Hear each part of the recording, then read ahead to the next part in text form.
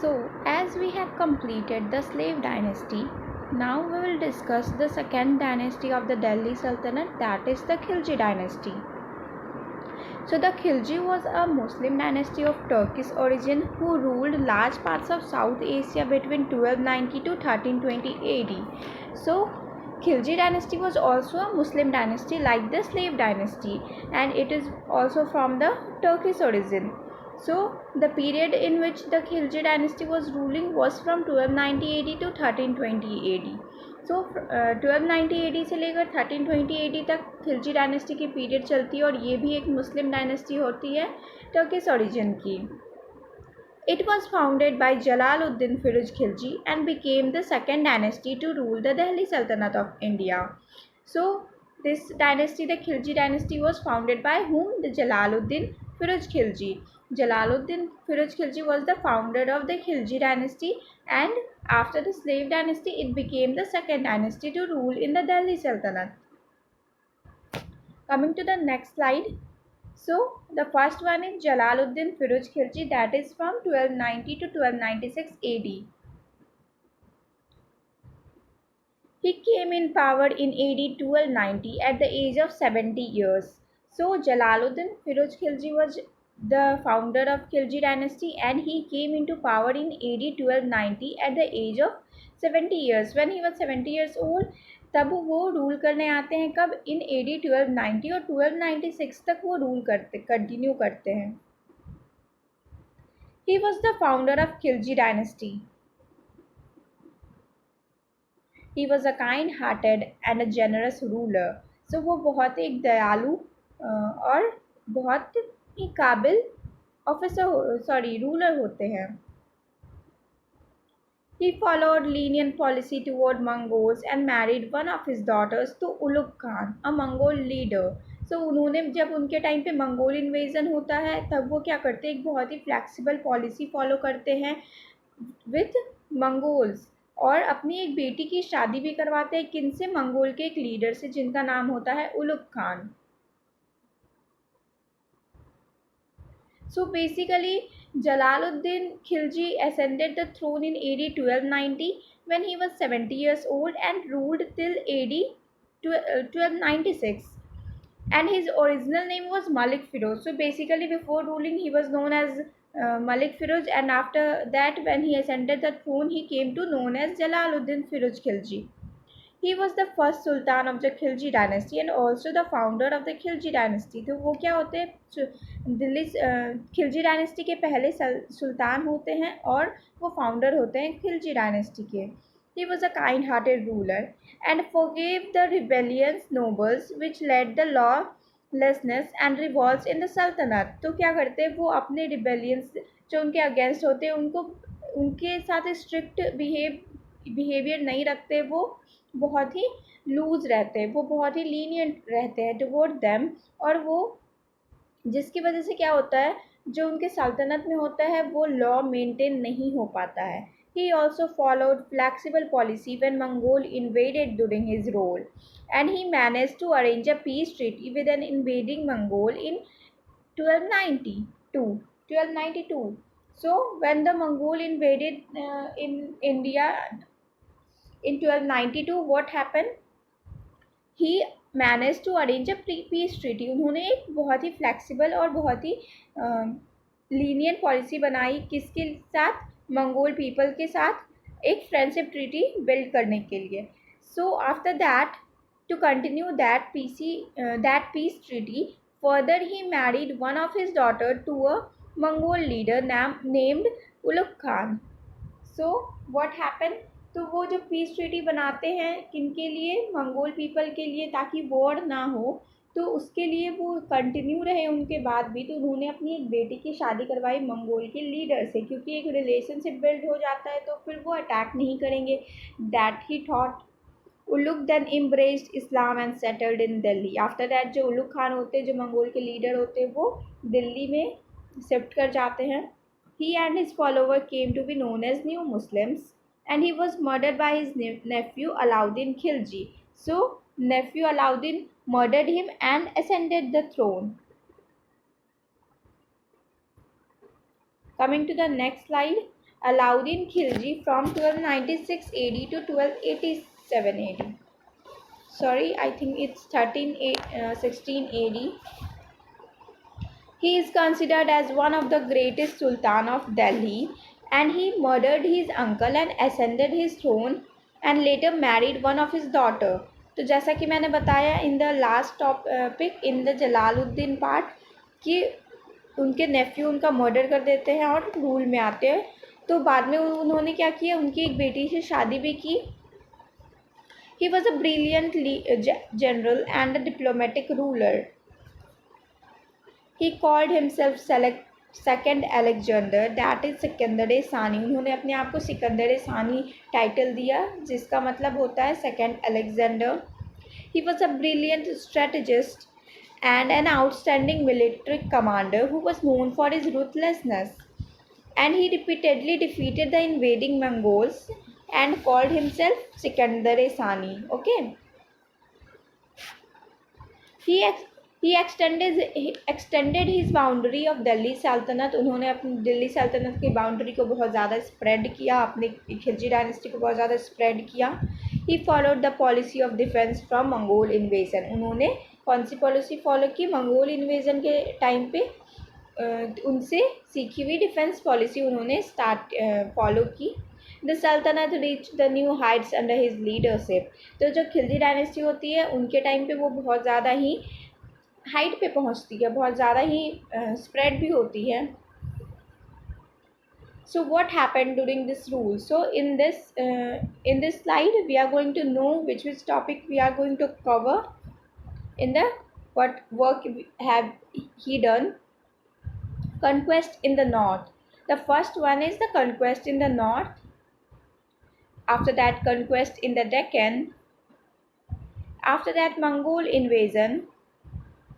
Then suppression of rebellion, reorganization of the army, economic reform. After that, revenue reform, patron of learning and architecture. So what happened?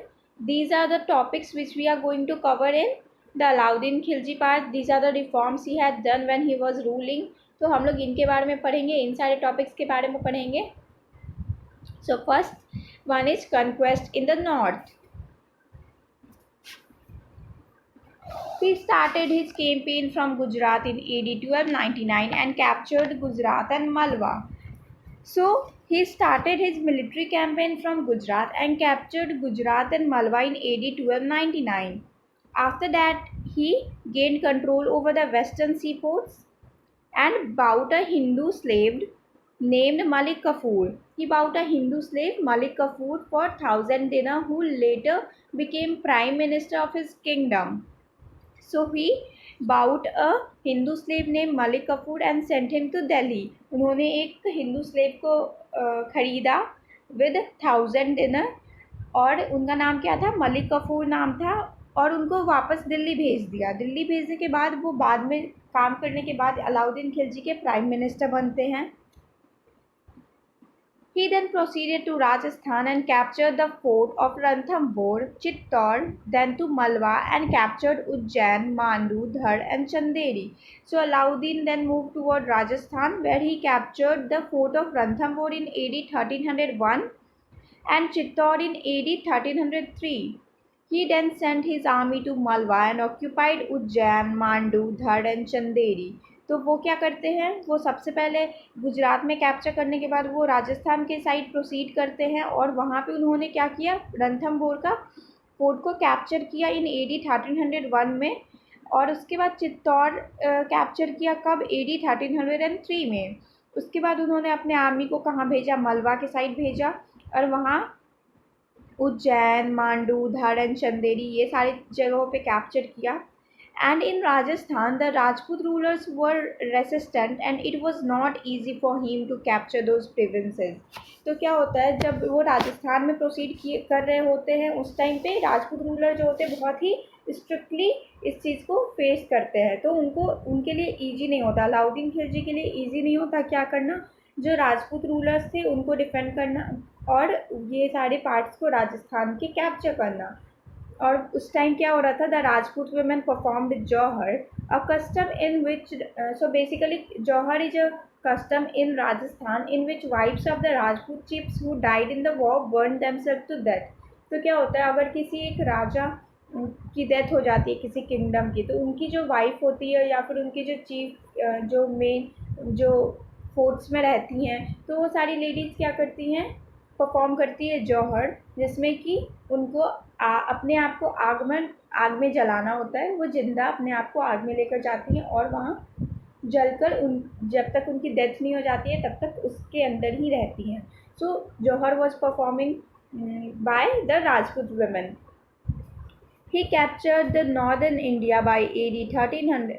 He then occupied almost whole North India by 1205 AD, but was not able to capture few cities. He was not able. He was not able to capture Kashmir, Nepal, Assam, and some portion of northwestern Punjab. So वो इन सारी चीज़ों को capture नहीं कर पाते हैं। And he conquest in the Deccan. The another topic is conquest in the Deccan. He was the first Muslim ruler to send his army to the south to get as much wealth as possible from its rich provinces. तो वो एक पहले मुस्लिम ruler बनते हैं जिन्होंने south की side अपने army को सेंड किया और वहाँ से जितनी भी ज़्यादा, क्यों सेंड किया था, ताकि वहाँ से जितनी भी ज़्यादा वेल्थ हो सके वो अपने किंगडम में ला सके। The Deccan expedition were led by Malik Kafur. तो मलिक कफूर जो स्लेव थे जिनको उन्होंने ख़रीदा था, जो हिंदू स्लेव थे, वो साउथ के सारी चीज़ें मैनेज कर रहे थे, वो सारे काम कर रहे थे कहाँ के, द डेक्कन के। ही defeated the ruler of Devagiri, Telangana and Hoysala and Pandya kingdom. तो उन्होंने बहुत सारे जगहों कैप्चर किया, like Devagiri, Telangana, Hoysala and Pandya kingdom. ये सारे जगह पे किसने कैप्चर किया, Malik Kafur, for the with the order of his master that is Alauddin Khilji. He looted the temple of Madurai and Rameshwaram and built a mosque after destroying the temple of Rameshwaram. तो उन्होंने मदुरई के temple को और रामेश्वरम के टेम्पल को क्या किया, कैप्चर किया और वहाँ लूट लिया सारा कुछ, जितनी भी प्रॉपर्टी थी वो सारी लूटे। उसके बाद रामेश्वरम के टेम्पल की जगह पे एक मॉस्क बनवाया और उसको अलाउद्दीन के नाम पर रखा। The territories of the Deccan were not captured by Alauddin, as he knew that it would be difficult to manage these far territories from Delhi.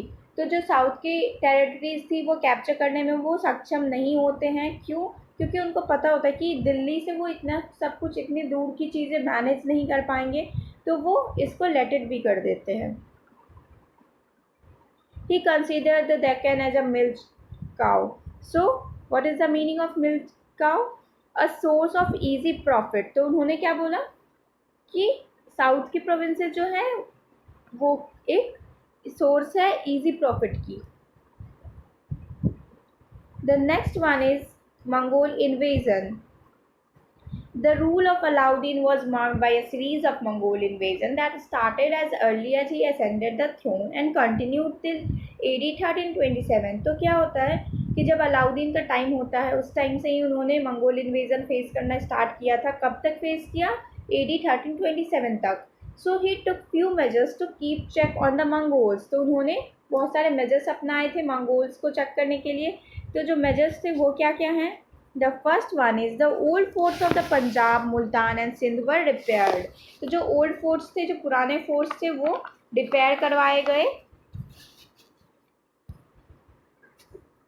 Several new ones were built to protect the frontiers. तो बहुत सारे नए भी बनवाए गए। An additional army was posted to look after the frontier provinces. तो army पे work हुआ और उनको क्या किया गया, एक पर्टिकुलर पीस ऑफ आर्मी उनको सामने के प्रोविंसेस को चेक करने के लिए वहाँ पे पोस्ट किया गया। A special governor warden of the marches was appointed in the frontier region. उसके बाद एक ऑफिसर अपॉइंट हुआ जिनका नाम है क्या, वार्डन ऑफ द मार्चेस नाम दिया गया। तो ये भी अपॉइंट हुआ था सामने के सारे पार्ट्स के ऊपर नज़र रखने के लिए। The army was reorganise and strengthen. उसके बाद आर्मी पे काम हुआ, वापस से ऑर्गेनाइज किया गया आर्मी। जो वीक पीपल थे उनको ट्रेनिंग दी गई, जो नए थे जो स्ट्रांग थे उनको लाए गए। तो ये सारी चीज़ों पे काम हुआ ताकि आर्मी मजबूत हो। After that the Mongol leaders were captured and trampled under the feet of elephant. उसके बाद जो लीडर्स थे मंगोल के, उनको क्या किया गया, हाथी के पैर के नीचे कुचल दिया गया, क्योंकि a leader is the most important part of a kingdom. तो क्या होता है, अगर कोई लीडर की डेथ हो जाती है तो पूरे किंगडम को पावर में ले लिया जाता है। जो रूलर नहीं मारा जाता है वो जीत जाता है। तो उन्होंने क्या किया, हाथी के पैर के नीचे मंगोल लीडर्स को कुचलवा दिया। The Mongols who got settled in Delhi were brutally killed. उसके बाद जो मंगोल्स दिल्ली में सेटल हुए थे during the time of when friendship treaty बनाई गई थी जलालुद्दीन के टाइम पे, तब जो दिल्ली में शिफ्ट हुए थे उनको भी मार दिया गया बुरी तरीके से।